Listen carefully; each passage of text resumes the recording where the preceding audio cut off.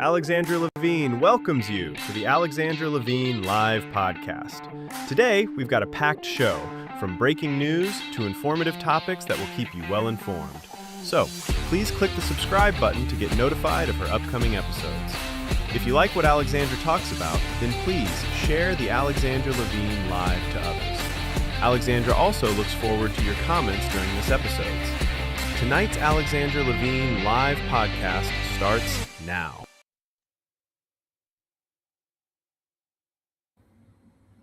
Well, hello, everyone. Hello. This is Alexandra Levine live with the America's Pulse Network. We have an exclusive interview for you tonight with Ugrósdy Márton. He serves as the Deputy State Secretary in the Office of the Prime Ministers in Budapest, Hungary. And there's his picture right there. Ugrósdy previously directed the Institute for Foreign Affairs and Trade and taught at Corvinus University of Budapest. Ugrósdy holds a PhD in political science from Corvinus University, specializing in public management and foreign policy. We want to bring him on right now for this exclusive interview. Hey, Alexandra. Good to see you again. Yes, great to see you again. Thank you so much for coming on. So this first segment is talking about specifically about energy independence. And I know that's one of your biggest strong suits. And that's what we kind of talked about when we met in Budapest. So the first question for you is, does Hungary rely on Russia's oil/energy supply? Well, we do and we don't. We do in a way that we've been reliant on these pipeline transit systems for the last 50 years, since Soviet times, where we used to be a satellite of the Soviet Union. So it actually made a lot of sense for the Russians to build all these pipelines, also to support their armed forces in the region. If you remember, that was before the fall of the Iron Curtain, so they had millions of people in arms in all the satellites in East Central and Eastern Europe, and obviously they had to supply them with oil and gas and everything else which you need to run an army. And when the regime change happened in 1990 and the Soviet Union fell apart in 91, we were left with the pipelines, basically. And Russia still had a great deal of energy resources, and the price was relatively cheap because nobody really had to pay for the pipe because it was already there. So we did not really have any capital costs incurred. So on that account, transit fees were always competitive. But based on the experience of the gas wars between Russia and Ukraine in 2006 and 2009, all of the Central European countries, including Hungary, started to invest in diversifying energy routes. So we have built connecting pipelines to the neighboring countries. You also have to know that we're a landlocked country, so we do not have access to the sea. Therefore, we do rely on the cooperation of our neighboring countries. Most of them are NATO allies and fellow EU member states. So we should be having a normal working relationship. But this is Central Europe, so obviously political differences do exist. So against the backdrop of diversifying the routes, the Russians were so far able to offer the most competitive price for both oil and gas. And since the price of energy is very crucial, I think the US is just going through this process as we speak, as the price of gas is rising basically every second day. This is also a very sensitive issue for our population. So we're going to need to make sure that we're buying from the cheapest possible sources. And so far, there's been Russia. But of course, the market is changing. Access to these resources and the overland route has been changing. There's been a war next door in Ukraine, which has impacted the reliability of these systems. So now we're working both with Russia and Ukraine, but also with Croatia and a bunch of other providers to supply the energy needs that we have. So does cutting off Russia's oil and energy supply affect the cost of living in Hungary? So far not, because the government is intervening. But if it stays like this for long term, then obviously it will spiral into the prices that the Hungarian citizens are paying for gas. And it's not only the fuel that you tank in your car, but it's also electricity generation when it comes to natural gas and residential heating. So one thing which is often overlooked, that quite a lot of Hungarian households are running on natural gas when it comes to heating, both when it comes to direct heating, like you literally burn it in different heating devices in your home, or even if you use what is called central heating, that you have a big housing estate with lots of apartment blocks, and there's a central small power plant which is producing hot water for all the flats which are being heated through this method. This method became very known when the winter bombardment campaign of Russia took place in Ukraine, because you literally had these very gray and tall apartment blocks freezing during the winter. because hot water was not available anymore, because obviously the Russians have bombed these small power plants, so people would be forced to flee their homes because it was so cold. So for that reason, this remains a residential issue to quite a great extent, and therefore the price of gas is one of the crucial issues that we have back here. Now, as you mentioned, we're going through a huge war with Russia and Ukraine. Does anyone in Hungary believe that Zelensky is going to pay back the billions he took? No. I mean, if you look at the previous announcements, all the talk about the loan have been conditional on whether Russia is going to pay them damages at the end, some kind of a reparation to Ukraine. Well, if that for happen, obviously you need to defeat Russia first, and we don't really see that coming. To be honest. I mean, you usually don't defeat nuclear powers, but even if it did, I mean, nobody really knows how it would actually work, and obviously that will put an additional strain. I mean, especially if the EU provides a loan which is not paid back, that obviously puts a strain on EU finances too. And this is one big part of the debate that we're having with the European Union right now, that how Ukraine should be financed in the long run. Our opinion is very simple. If there's any EU member state who wants to support Ukraine financially, I mean, we're not objecting that. They're free to do so. Of course, that means that they will have to go, those governments should go to their national parliaments asking for this money. But we wouldn't really like the European Union to take out a collective loan for two reasons. First, many claim that this will be the Hamiltonian moment of the European Union, which will put it in the direction of further and deeper integration, which we're trying to avoid because we are for national sovereignty. And on the other hand, we wouldn't like to pay back a loan that we do not use. So it's a bit like that. I take out a mortgage on your house to repair mine. So that logic obviously can be justified under certain conditions, but we don't think that those conditions exist at the moment. So explain the situation with you guys and the European Union. And the follow-up question to the one I just asked you is, why doesn't the liberals of the European Union send their shares to Zelensky? I don't know. I mean, I think the most important reason is that wouldn't really go down with their national assemblies, because most of the European countries have been going through a major economic crisis since the war started in 2022, to a large extent because of the failed economic sanctions that we have installed against Russia in the meantime. And we already had 19 rounds, and as Secretary Bessent was joking the other day, if you've been trying something for 19 times, maybe you're not being really successful in that anyway. But the point is rather that, you know, most of the European countries are under enormous strain when it comes to their finances. They should pay for the war. They should pay for illegal immigration. They're paying for declining competitiveness. We're losing jobs by the tens of thousands on the European level. Fortunately, not in Hungary, but in most of the European countries. Factories are fleeing because the cost of doing business is so high. Regulation is very much complicated. Energy prices have been going across the roof. So on that account, most of the European budgets are just not in a situation that they could deal with an additional, let's say, 50 billion euros a year that we would give to Ukraine. So Hungary and the United States of America, we're NATO allies. Yeah. Zelensky wants to become an ally of NATO with us.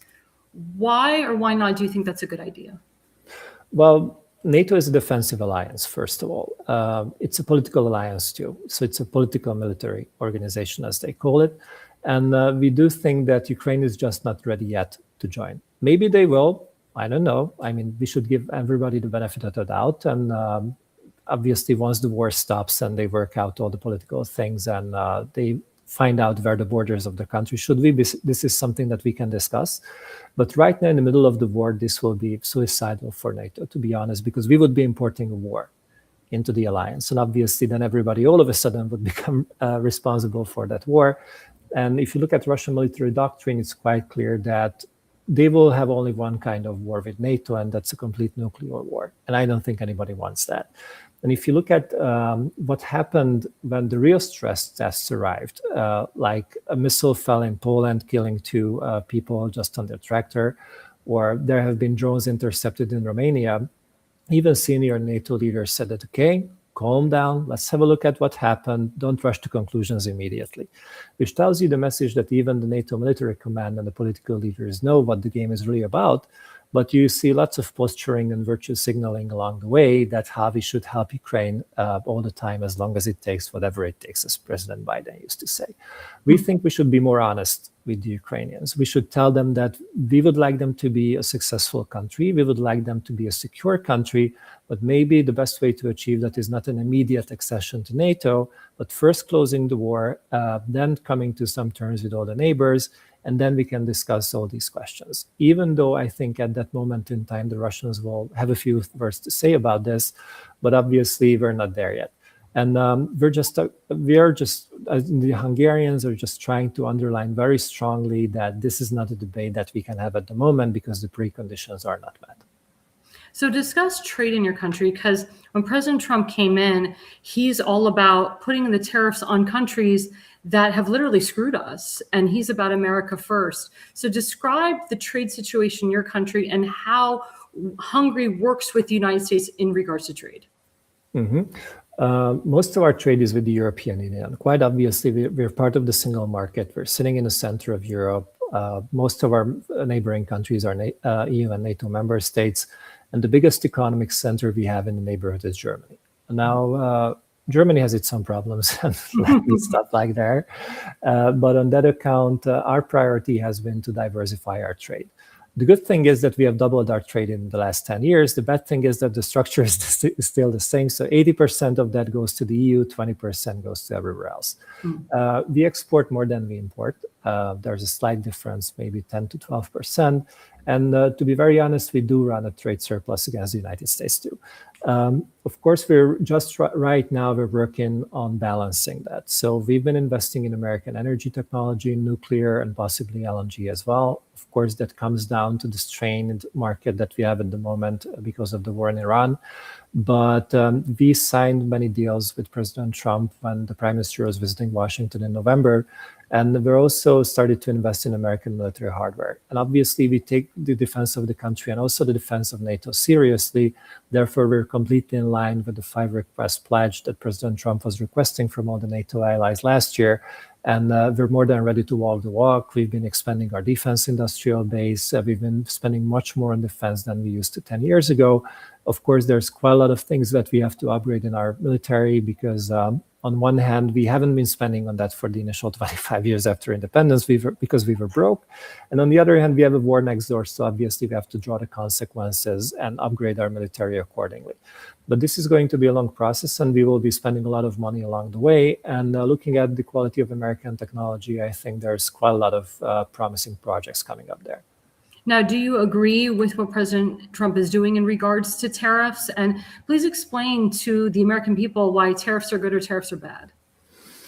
I think the major difference with President Trump that he's being very honest that he puts the interest of the American people first.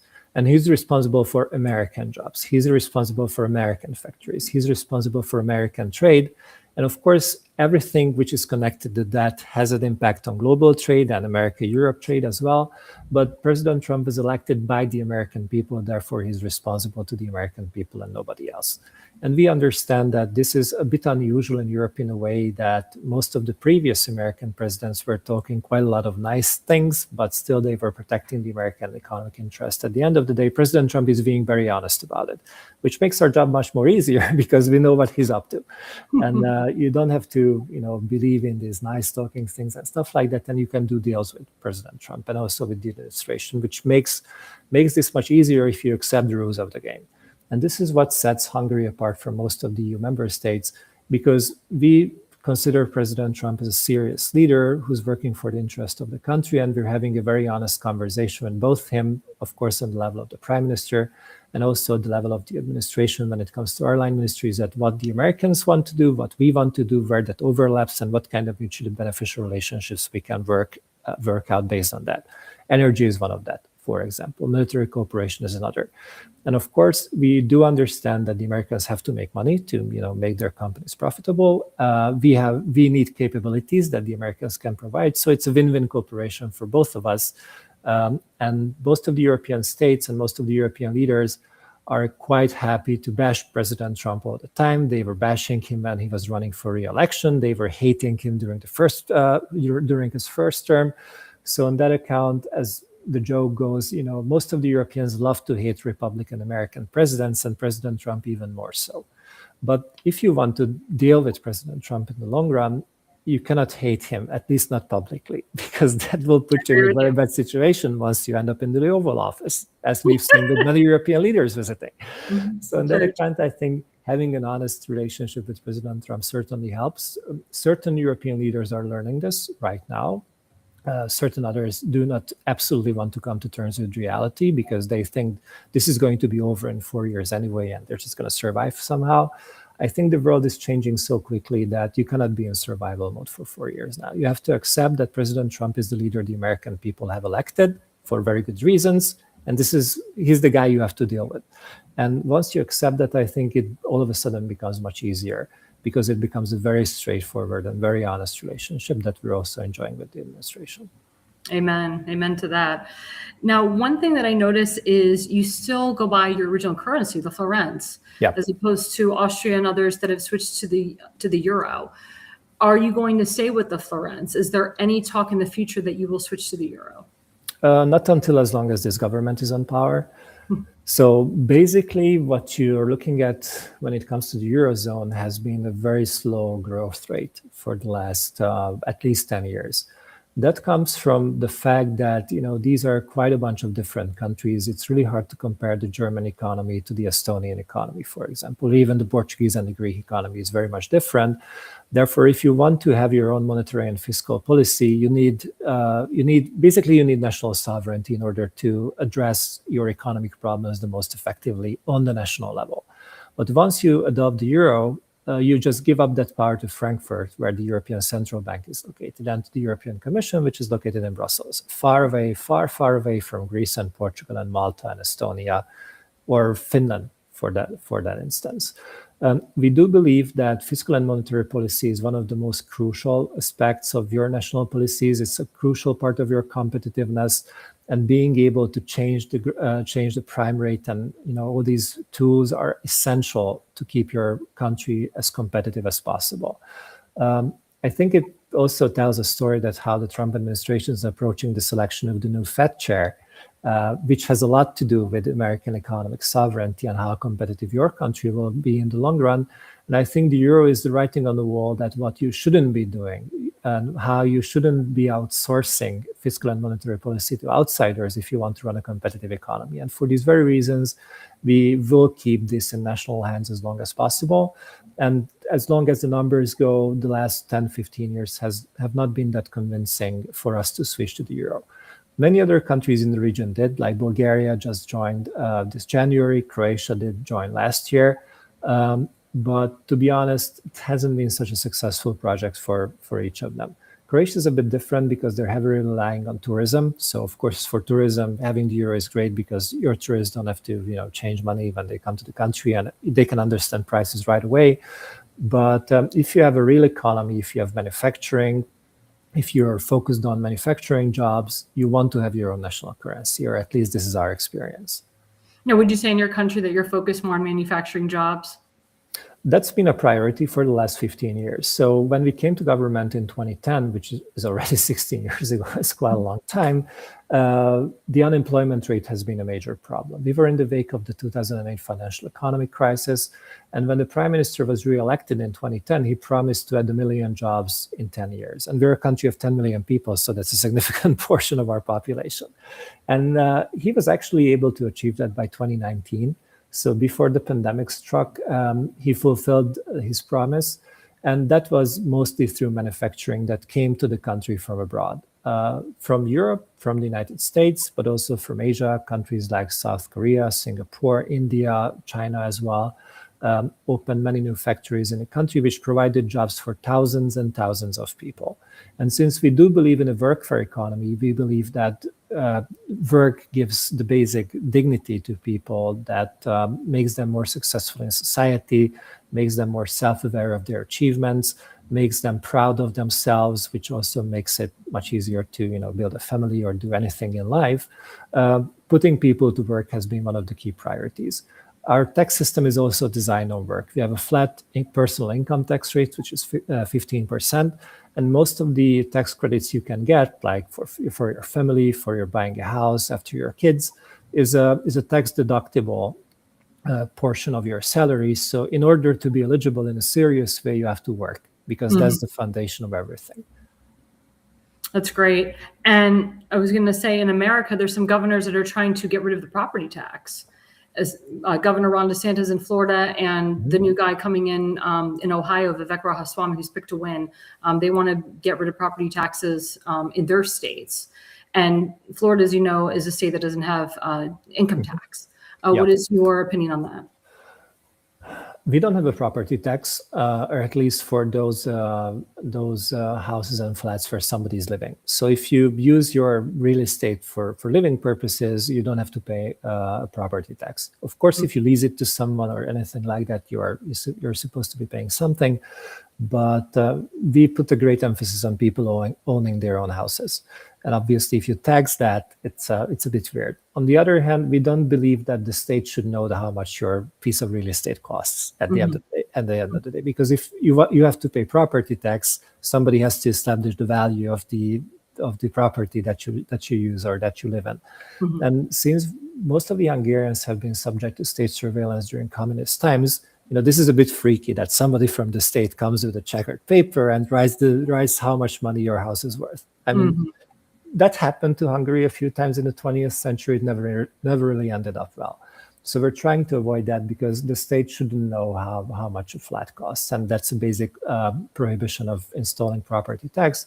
Having said that, right now, as you mentioned, we're in the middle of an election campaign. The opposition candidate is actually calling for property tax for, I think, houses worth more than $1.5 million or something like that. So obviously, once again, in order to know that which pieces of property cost more than that, you have to have a full register of all the properties in the country to be able to determine that which properties will be taxed and which won't. So I happened to actually drive through Austria, which is your neighbor, and there was a ton of windmills. And as you know, that's something that President Trump is completely against. And going to you, because you're an energy guy, did the windmills and solar panels, did they get preferential treatment and subsidies? Well, first of all, we don't really like windmills because they're ugly and unreliable, Exactly. to be very honest. So a couple of years ago, the government passed a piece of legislation which prohibited building windmills in the vicinity, like in a 5-kilometer radius of settlements, because you just look out your window and it looks bad, to be very honest.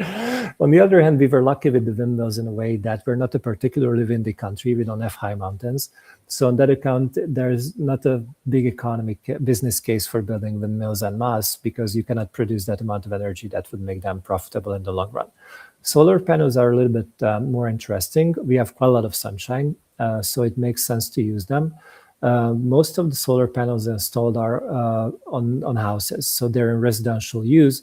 So basically, you put the panels on the top of your house, and if you have some kind of an energy storage facility like an electric car or something like that, you can charge it. You can also sell it to the electricity wholesale provider, which will pay you some amount of money. But that's more about self-sufficiency when it comes to running your own small energy grid in your house or in your apartment. Of course, there have been some subsidies for that also to reduce our energy dependence on Russia. So on that account, the more solar panels we install, the less energy we'll have to import from abroad. So this comes down to the sovereignty argument to some extent as well, that if you can produce most of your energy for yourself, like the United States, you will be more freer to conduct your own foreign and domestic policies. You can control the price and so on and so forth. We're not so well endowed with natural energy sources, but we do have sunshine, at least in the summer. So having solar panels made a lot of sense. And installed capacity has grown significantly in the last 10 years. But on the other hand, of course, there are some state subsidies involved at the end of the day, but that's mostly for residential consumers. So it's not that, we pay big electricity companies to cover our fields with solar panels. Most of the funding actually goes to everyday people trying to, run their own small power plant on the top of their houses. As you know, in America, we have leftists that were pushing the Green New Deal, which President Trump calls the Green New Scam. Yeah, he's right, actually. which it is. I wholeheartedly agree with you on that. And the interesting thing is there's states such as California that want to get rid of just all regular cars that need gas and just push electronic cars permanently. What is your opinion on that? What do you think about that? Well, first of all, Would that even work? Don't do it. I mean, Europe has been experimenting with that for the last 10 years. Look at our numbers. Look at our economy. Look at the energy price. Look at how much we pay for electricity. I mean, Germany made a completely surreal political decision in the wake of the Fukushima disaster in 2011, that nuclear power plants are bad. Nobody knows why, but nuclear power plants are bad and they should be decommissioned. And they actually blew up most of their nuclear power plants after decommissioning them, and now they're surprised that they don't have cheap electricity. I mean, what you guys were expecting? First of all, I mean, you destroyed a significant amount of your generation capacity, and now you're surprised that the price of electricity is much higher than it used to be. I mean, it's basic economics, to be very honest. But somehow they forgot that because they had the Green Party in government, and obviously their Green Party was very opposed to nuclear power plants because nuclear power plants are bad. Nuclear power plants are bad. Nobody knows why, but they're bad. On that account, I think you have to be as pragmatic as possible. And all countries and all states in the US are different. Of course, some countries do have enormous hydro capacities, Austria being one of them. But if you look at the states in the Rockies, obviously they do have some comparative advantage there because they have the rivers, and even in the Pacific Northwest, you see, I mean, you have the Columbia River and a bunch of other big things which can be utilized to generate lots of electricity. On the other hand, in Arizona, it might make sense to install solar cells in the middle of the desert because they're not really bothering anybody out there. Mm-hmm. And obviously that gets lots of sunshine throughout the year. So it really comes down to the localities and the geography, that what works and what doesn't. And we're not building hydropower plants because we're a flat country. But we're experimenting with solar because we have quite a lot of solar capacity and we have quite a lot of sunshine. We do believe in nuclear. That's been one of the most competitive sources of energy that we have. We're just in the middle of building another nuclear power plant, and we are also starting a cooperation with the US when it comes to small modular reactors. So we've been actively looking at this because the price seems to be competitive, and you can operate these systems very independently from any outside factors, which is, of course, important for us because of the sovereignty argument. So on that account, we do believe that every country should have the right to set up their own energy mix. And, I wouldn't really advise the Californians to go completely green because you will need oil and gas and traditional energy sources as well. But we're certainly not going to tell them what they should do because it's up to them. It's up to their political decision makers who are accountable to the people of California, or at least presumably accountable to the people of California, to come up with those decisions that they see as the best. Exactly. So turning back into oil, so does Hungary get oil from the pipeline from Azerbaijan to Georgia? And do you know of any Shiites that are looking to blow up that pipeline? I know there was some talk about that internationally abroad. Yeah, well, the war in Iran has led to quite a lot of unexpected consequences, and the drones falling in Azerbaijan have been one of those. Of course, this is of concern to us, even though our exposure to the Caucasus is more in natural gas than in oil. So on that account, we are looking at these developments very seriously because we need all the alternative sources that we have at the moment. And Azerbaijan has been a reliable supplier, and obviously you have to transport gas from Azerbaijan to Europe. And that actually goes through both Georgia and Turkey and a bunch of other countries along the way. So anything that threatens supply is of a major concern to us. When it comes to oil, that's been shipped. If we cannot use the pipeline from Russia, then we are reliant on Croatia. And there's a port terminal in Croatia, which is the closest to us. So once we get there, we can connect to the entire global market. So of course, if the terminals in the Black Sea, but either in Russia or Georgia, gets struck or anything happens to them, which has an overall impact on global energy prices and the price of oil, just as we see it with the closure of the Strait of Hormuz, that's a major concern for us. So pipeline security is crucially important, absolutely. I mean, we're watching that, and we're in close contact with our friends in Azerbaijan to know that what's going on.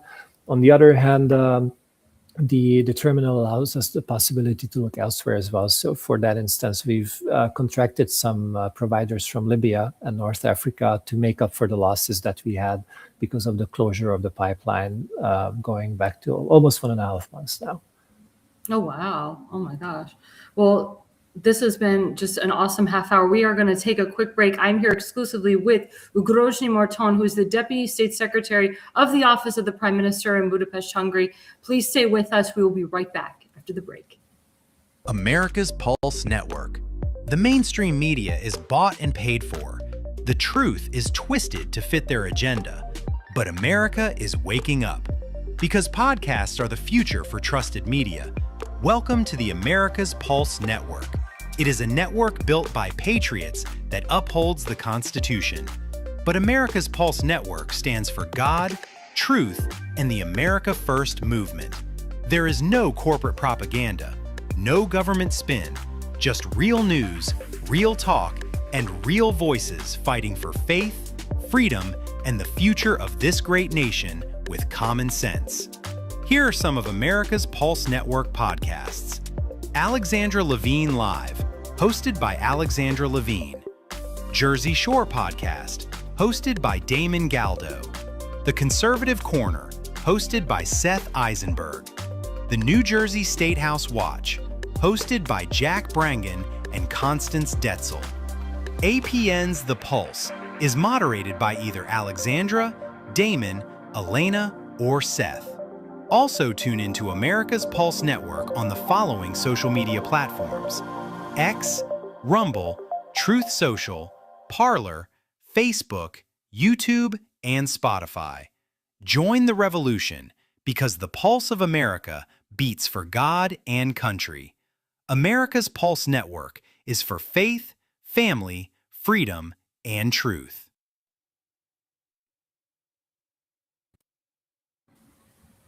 Well, thanks for joining us again. I'm Alexandra Levine live with the America's Pulse Network. We are live with Ugrósdy Márton, who is the Deputy State Secretary of the Office of the Prime Minister in Budapest, Hungary. Segment 2, Ugrósdy, it centers on the USA-Hungary Alliance.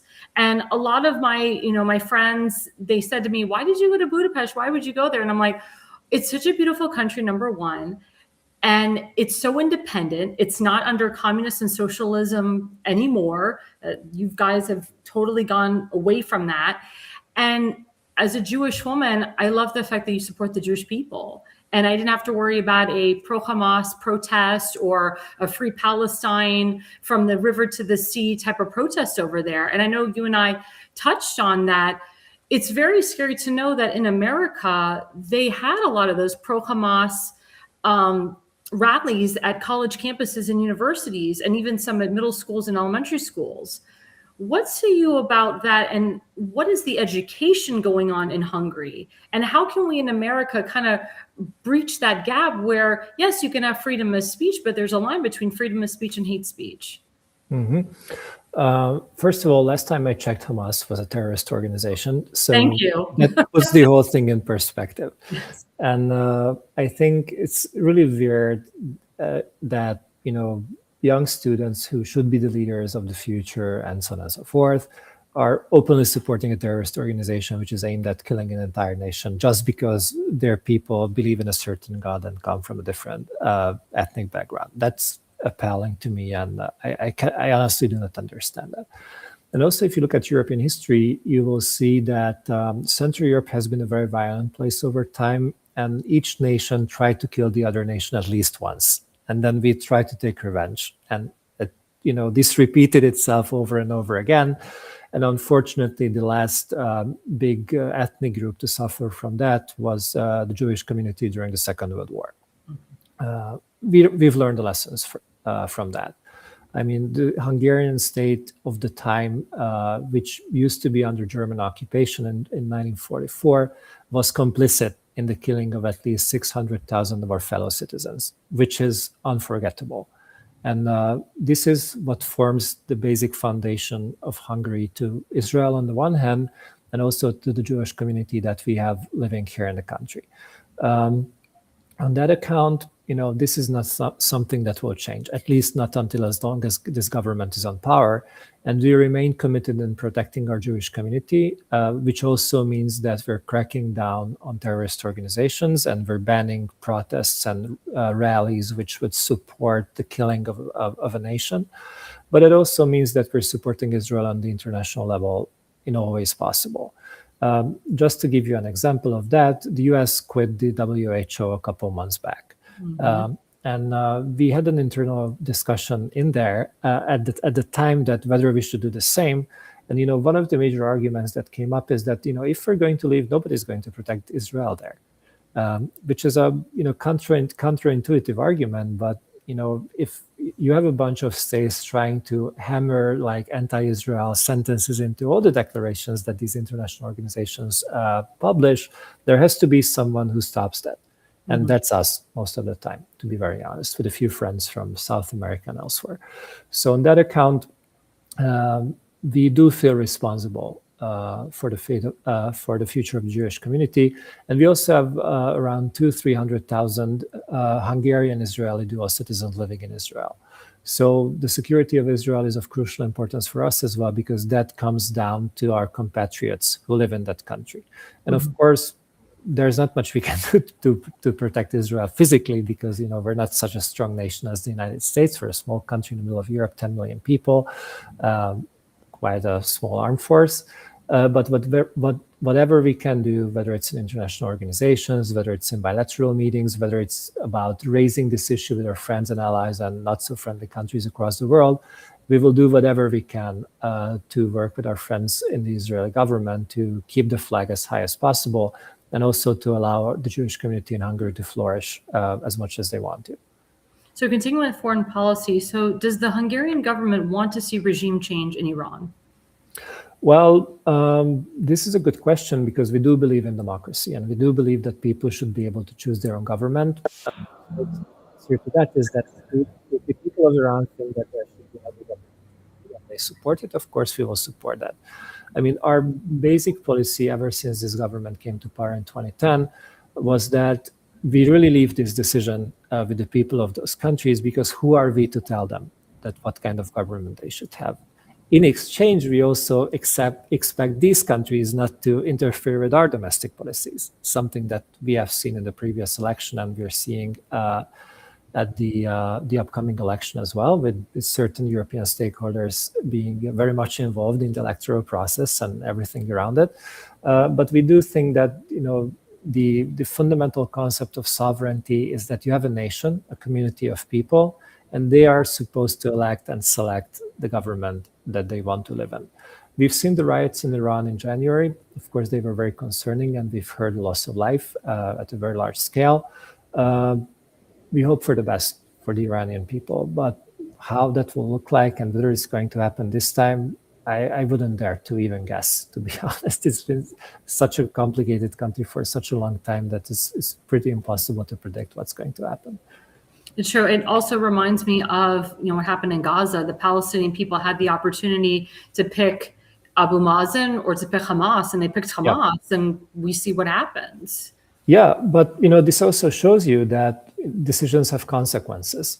So if you elect a government which is intent on destroying your country, maybe your country will eventually end up being destroyed, and then you will have to face the consequences. And this is why I'm hopeful that the situation in Iran will be resolved as well, because the people know best. Once you give them the opportunity to weigh in on the political process, they will select whatever decision they think is the best for their country and for their individual future too. I agree with you. Now, this is a question for my Jewish friends. They said, who do we talk to in the Hungarian government to move their embassy to Jerusalem? This will upset the leftists too. I don't mind upsetting the leftists. Actually, I get asked this question quite a lot, and the standard answer is that the two prime ministers are going to discuss this. We've been in close contact with Prime Minister Netanyahu on this issue. He's a very good personal friend of our prime minister, so I think it's really up to them to decide on that. So I want to ask about CPAC Budapest or CPAC Hungary. How long has that been going on? And it's so interesting that the Prime Minister of Israel will be speaking there, God willing. How did that come to be? And what is the foundation, or what is the plan for that whole mission for CPAC Budapest? Actually, CPAC Hungary is the biggest CPAC event outside of the United States. And if I remember correctly, is going to be organized for the 5th time this year. And we had quite a lot of American speakers attending, and President Trump usually sends at least a video message. So our cooperation with CPAC and MatchLab and the others have been very close for the last couple of years. And we're very grateful that he was, and the organization took us seriously and was brave enough to come over to Europe, because this is not a natural place for the CPAC people. Having said that, this provided us an opportunity to build a crowd, which we eventually ended up calling the Patriots for Europe, which is the 3rd largest faction in the European Parliament by now, after the 2024 election, of like-minded patriots, whom you will find all around the European Union. You have them in Spain, you have them in France, they might even win the next presidential election next year. You will see them in Germany. They used to be on government in the Netherlands, but the Dutch governments usually don't last long. So now they're out of power. They might be coming back. We have a patriot prime minister in the Czech Republic. We have a like-minded prime minister in Slovakia. We have an almost patriot president in Poland. So that kind of conservatism you've been seeing on the rise in the United States has certainly arrived to Europe. Our prime minister used to joke that we were Trump before Trump, in a way that even when President Trump was out of office for 4 years, we carried the torch for him, in a way that we stood up for our country. We truly believed in patriotic policies. We believed in controlling the borders. We believed in competitiveness. We believed in empowering the people. We believed in going after the woke, which have been dominating the US at that time, which was quite unpopular with the mainstream press. But even back then, we thought that, we're not here to please the mainstream press. We're here to represent the Hungarian people. And as far as I see, President Trump has the same approach. He doesn't care about the mainstream press. He cares about the American people. And this is what makes democracy at the end of the day. And we've been running on the ticket for the last 16 years.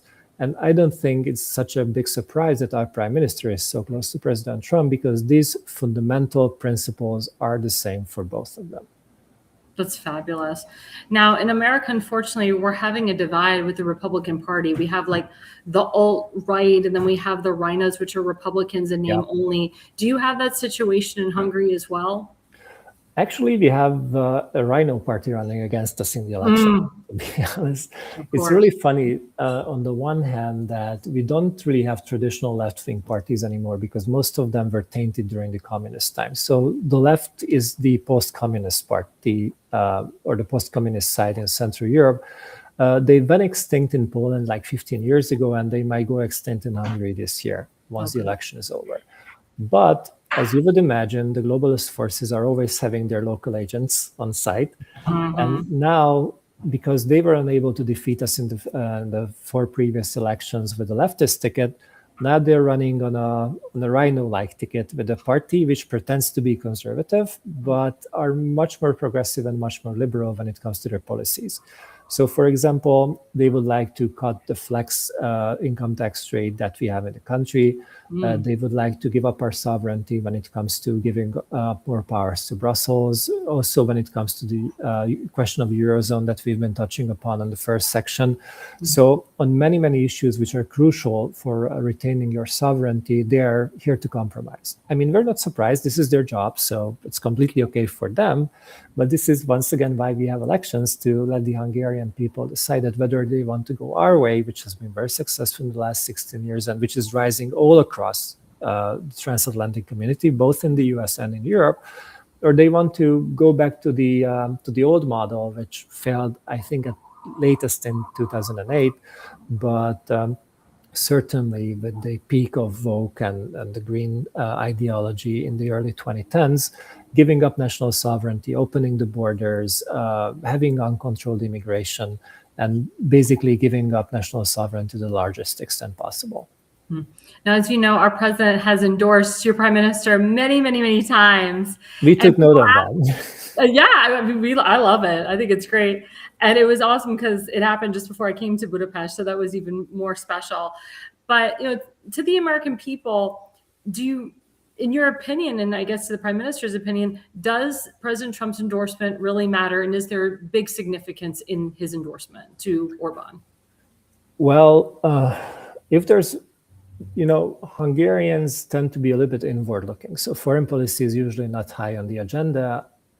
Because of the war, we have a bit unusual election campaign at this time. And 2022 has been also a bit unusual because the war broke out 6 weeks before the elections. So that obviously dominated the discourse back in the days. But if there's a world leader that the Hungarian people know, that's President Trump. And we made sure that every time he endorsed the prime minister, that was covered in the press very effectively. So on that account, we're very grateful for his support. We think it's going to make a difference. And we're also very grateful to every single member of the US administration, including Secretary Rubio, who took the time to come and visit us since the Trump administration came back. And it was inaugurated almost a little bit more than a year ago in January 2025.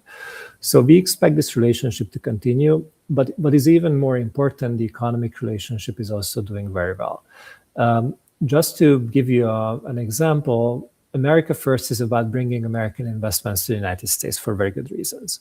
Yet against this backdrop, we were able to welcome a few American businesses investing in Hungary because they know that if, for whatever reason, they have to work in Europe, market access, proximity to markets, anything like that, Hungary is the best place to do that. We're the most competitive country out there, lowest energy prices, lowest corporate income tax rates. So if you really have to do business in this part of the world, you should be coming here. And with this impetus we got from the very good political relationship, that had an impact on the economic relationship as well. So that's been growing very well. As Secretary Rubio said, we're in the golden age of Hungarian-US cooperation at the time, and we are trying to utilize this to the most extent possible. That is amazing. We're going through elections over here. We're trying to pass something called the SAVE Act, which I'm sure you've heard of. Yep. And we don't understand why the Senate Republicans, which we have the majority, aren't pushing this through. Why they're not cutting the filibuster, because without the filibuster, you need 60, or sorry, with the filibuster, you need 60. Without the filibuster, you can do 50. And then Vice President Vance, J.D. Vance breaks the tie. I don't understand why this is so difficult. Why Senate Republicans don't want to have photo ID requirement. Why we have to have dead people on our rolls, on our voter rolls. Why do illegal immigrants have to vote in our elections? Why do we have 17-year-olds? Because in America, the requirement is 18 years old to vote. Yep. So explain the difference, in your voting process, than in America, because President Trump always says, Europe does it best. Europe has election on the day, they have paper ballots, they don't really do the mail-in ballot process, and they know within that night who the winner is. And I'm sure, I think we were saying before the show, people are trying to tamper into your election too. How can we avoid that? How can we stop that and make the elections free and fair? Mm-hmm. One of the best jokes I've heard about the 2020 election was that, a guy talks to another guy in a bar saying that, hey, my grandpa voted Democrat this time. That would have never happened if he was still alive. Mm-hmm. So, if Europe is very much different in a way that we still need people to show up at the ballot box to vote.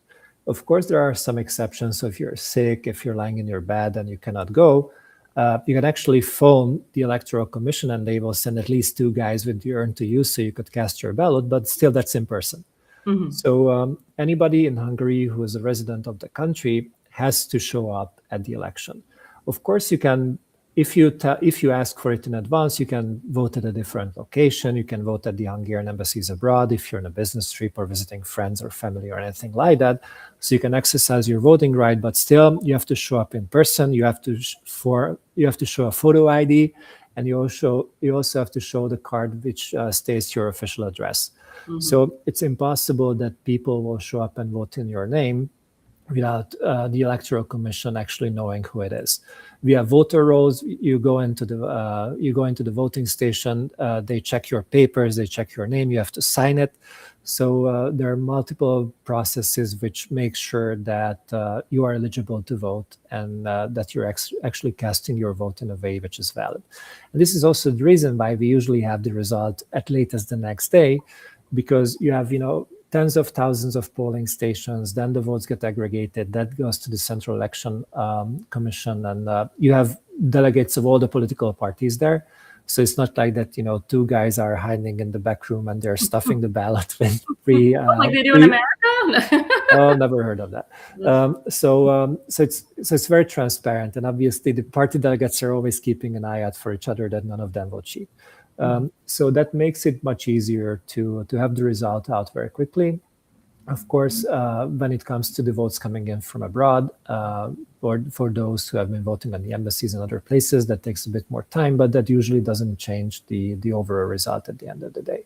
And you don't really have litigation either around the election results. Of course, you can recount, and it happens occasionally. So when we had the election for the mayor of Budapest 2 years ago, it was very close. So the difference was like 80 votes during the first count and 200 in the second.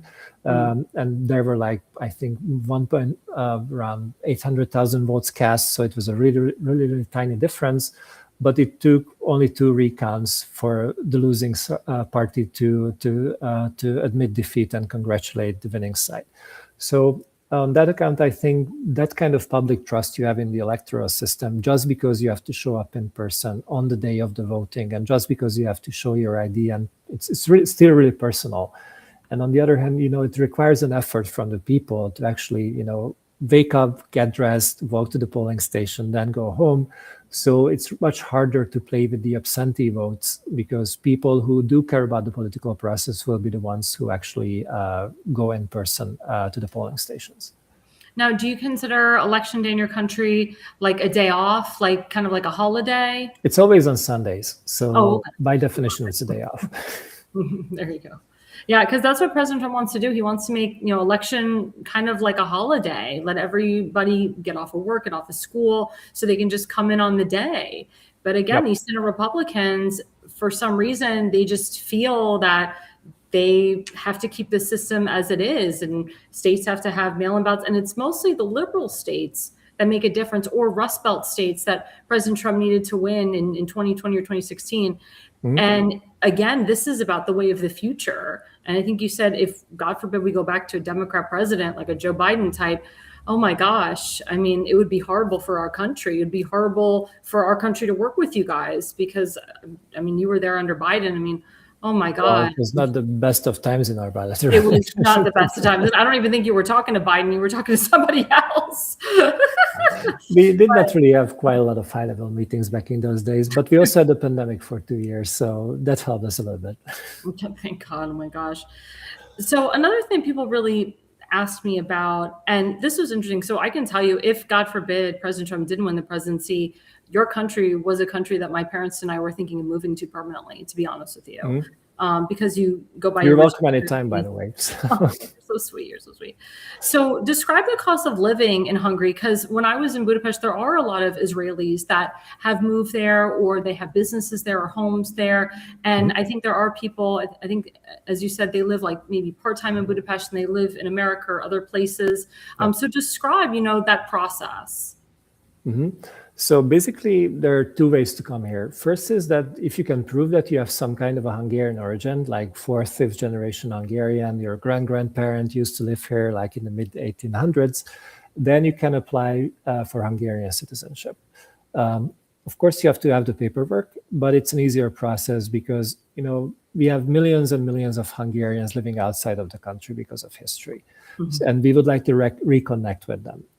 We also have a special program for young Hungarian and some ones like Hungarian Americans, Hungarian Canadians, Hungarian Australians, whatever, so they could get a fully funded university scholarship to come here and study.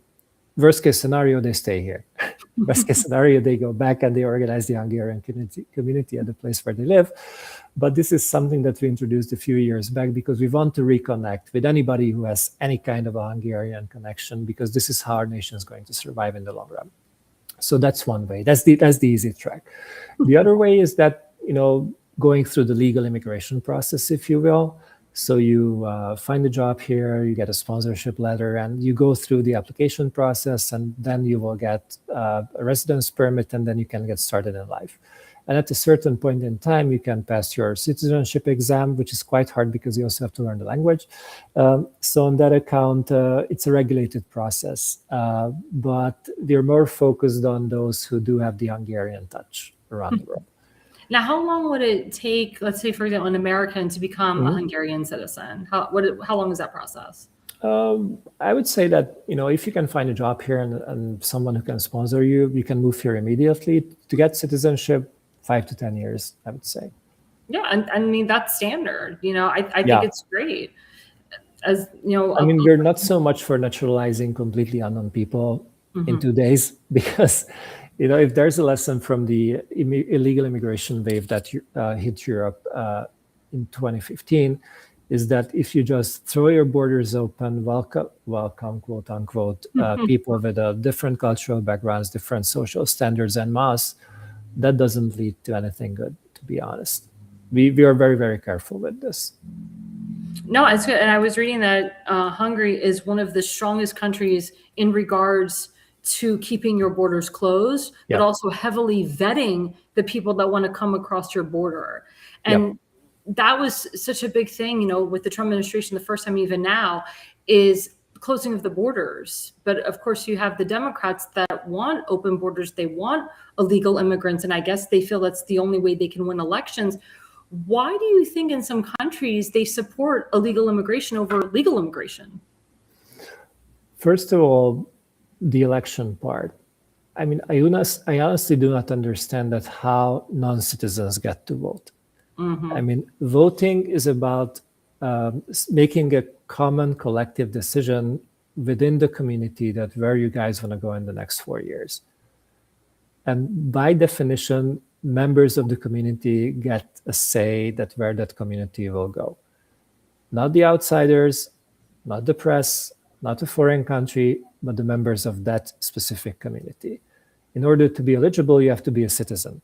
And this is how our election system works. You have to be a Hungarian citizen in order to be eligible to vote. Of course, local elections are different because of EU regulations. So if there's a Spanish citizen of another EU member state living here, he can get to vote on the mayor and the city council and stuff like that, and it makes sense. But national elections are only open for the nationals of the country. Full stop. No more questions asked. But when it comes to illegal immigration, I think it's a morally very dangerous thing, because the ultimate motivation is economic, that you need cheap labor. But in order to get that cheap labor, you expose all those people trying to cross illegally to the United States and Europe. Horrible, horrible conditions, exposure to violent crime, organized crime, you name it. Walking across the Mexican desert, like 150 degrees in the summer, no shade, nothing, just for the promise of, maybe you will cross the border. And as I look at the reports, horrible, horrible things are happening to those people who are trying to make the crossing. And I really don't want to go details about that. So I think it's completely unfair to make a promise to these people that, if you put your life at danger, if you pay thousands of dollars to organized crimes groups, you might enter the United States illegally, where you will also have to hide for the next 20 years until you might get legalized or not, but nobody knows. Exactly. And yet, on the other hand, if you need skilled labor, there's a structured way to do that. That's providing working visas for these people on a temporary basis after the necessary vetting process. Correct. So it's not that, you have random people showing up at your border, but you might eventually be able to select those, 5,000 IT engineers that you need for your economy. And this is what we are doing. We're completely intolerant of illegal immigration, so the border remains stopped. But if we need people with a specific skill set, we are trying to find them across the world. But once again, that's a structured legal process. It takes time, it takes vetting, lots of other factors are being taken into account. And surprise, surprise, we don't have terrorist attacks in our country. Thank God. Whereas Germany does, or France does. I don't know if you've been, I haven't been to Paris recently, but I haven't been there in years. But they say it has changed a lot. And if you look at the history of violent terrorist attacks in France for the last 10 years, that didn't came out of nothing, to be honest. And we do know that, I think it was 2015 or 2016 when you had the Bataclan shooting, like more than 100 people dead, and so on and so forth. And we do know that one of the major perpetrators have been an illegal immigrant coming to Europe. He actually passed through our country, but since we were unable to fingerprint them or anything, nobody ever knew that that guy came into the EU, and look what happened. Mm-hmm. So I honestly do not understand why countries are giving up the right to control that who comes in and who gets out. I mean, it's completely nonsensical to me. Even if you go back to the Greek idea of the state, like the city-state, you have the walls, and you get to say that who comes in and who goes out. Simple as that. Exactly. One of the biggest things I think is the sex trafficking, the child trafficking, the drug trafficking. That's a huge business. Yeah. So when you have people come in illegally, that actually helps that business. And then a lot of these families or these young people are getting paid by the drug cartels to come here illegally. And under the Biden administration, I say Obama, Biden, Obama administration, because Biden wasn't running it. Yep. We had a hordes amount of fentanyl pouring into our country. Has it ever happened in Hungary? And again, why are all these countries allowing the drug cartels to control everything? And again, I know it's money, but I mean, people are dying from fentanyl and all these opioids. It's not safe. And it's actually young people that are dying from it. Yeah, the drug situation is a bit different in the US than here because, for example, fentanyl is absolutely not available here in Europe altogether. That's good. You might use opioids in hospitals under constant supervision. So it's not something that your GP writes for you and you will just buy it and go to the pharmacy. So that's impossible. We do have drug problems, though, especially with synthetic drugs coming in from all different directions. And we also have the traditional, like heroin, cocaine, and all those kind of things. But synthetic drugs have been a major issue. And we started to crack down on that last year, taking many, many people into custody and trying to go against it. But it's really hard, to be honest. But coming back to the first part of the question, our experience with the migration crisis was that, it was this... those organizing this were the same organized crime groups that we've known for decades. They only switched the commodity that they were exporting. So before that, they were smuggling drugs. Then when it became more profitable, they started to smuggle people. And when it will become more profitable, once the war in Ukraine comes to a close, they will smuggle weapons, which will be available in large quantities at a very low price, because obviously there's so much weapons there that will certainly have to go somewhere. And I see quite a lot of buyers coming up. I mean, if you do remember the Guadalajara incidents last month in Mexico, turns out that many of the cartel members gained their military experience on the front line in Ukraine. And many of the weapons they've been using had something to do with their previous military experience in Europe. So these things always find a way, to be very honest. Occasionally it's hard to prove, but everybody who has eyes sees that. And since Ukraine is the most intensive, at least until the last 2 weeks, Ukraine was the most intense military conflict out there. And there have been records of Latin American volunteers, quote unquote, participating in the fights. I mean, you can put the puzzle together very easily. So I think this is very dangerous. And on the one hand, has a lot to do with organized crime in general, which we have to fight, and it's transnational, so we have to fight it together. But it also has a lot to do with, drug abuse and the availability of all these substances, which are very detrimental to society. So you also have to fight that at the same time. So maybe you've seen this in America because you're so learned. You see congressmen, senators that are fighting against ICE agents. And ICE, is connected to DHS, and they're there to help Americans, support Americans, get rid of illegal criminals, get them out of our country, and also get rid of the drug cartels. Explain, you're coming from that European perspective, and you're seeing this. Would that ever happen in Hungary? Have you ever seen that, where lawmakers are actually going against important and federal law enforcement agents to protect their citizens? We occasionally have protests around the parliament when I wouldn't say this happens, because it happens on a much more benign scale. I would say that. So let's say you have a fence around a certain building and they're trying to dismantle it, and obviously the police will come and they will try to keep the fence as much as they can. But we at least our police doesn't resort to violence to that extent, because one of the defining experiences of this government were the riots in 2006, when we were in opposition, and our MPs were shot at by tear gas and rubber bullets on the streets as they were protesting the government. So we made a strategic decision that we will never allow this to happen again. And people can demonstrate against whomever they want, not for Hamas, but against whoever they want. And then police will make sure that it's safe. But obviously, there are certain laws that everybody has to follow, and those who do not follow the laws will get arrested. Simple as that. I honestly do not understand that, why American lawmakers are fighting the federal law enforcement agencies. And I even don't get the idea that you might like the police or not, but they are there to provide law and order. And law and order is the foundation of every society. And as much as I used to laugh at these defund the police initiatives, which popped up in Portland, Oregon, and a bunch of other places, the experience has been that defund the police as long as nobody's trying to break into my house, because then I need to call the police to get the whole thing under control. So these things might look very nice on paper, but they never work in practice. And on the other hand, going after illegal immigrants, the most important part of that is illegal. The very fact that he's in that country is that he violated US law. Why you're endorsing those people? I mean, not you, obviously, but why there are people out there who say that it's completely okay to enter the country illegally and you will be fine and nobody will bother you. I mean, your whole relationship with the United States started by breaking the rules. That doesn't make any sense. Exactly. And it's sad because, again, these are lawmakers. These are people that, we the people elect to put in.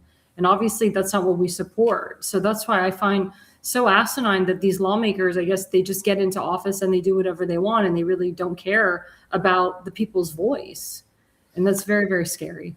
Yeah. On the one hand, democracy should be about keeping politicians accountable. So I think at the end of the day, it's really up to the constituencies that what kind of leaders they vote for. I don't have anything to say on that because I'm not a US citizen. It's none of my business which kind of political leaders these people elect. But, from the sovereignty point of view, once again, decisions have consequences. And, if most of the people think that, the government is not taking the country in the direction which is good for them, happened to, Pennsylvania in 2016, that they flipped from blue to red, that will have consequences too. Exactly. So we just have two more questions left. So one question is, explain why Hungary's strategy is sometimes called, quote, hedging between East and West in regards to Prime Minister Orbán's foreign policy. We have the foreign policy of connectivity, which means that we're trying to work with everybody who's beneficial for Hungary. And curiously enough, because everybody thought that this wouldn't really go down well with the Trump administration, when Secretary Rubio came here about a month ago, he said that, we're also trading with China, so we're not criticizing you for trading with China. So our foreign policy is based on the national interest, full stop. So whoever brings something of an added value to Hungary, we will welcome them, whether he or she comes from the East or the West or North or South. If we benefit from that relationship, we will support it. Of course, we're aware of the requirements we're facing as NATO and EU members, so we will never threaten the security of our friends and allies.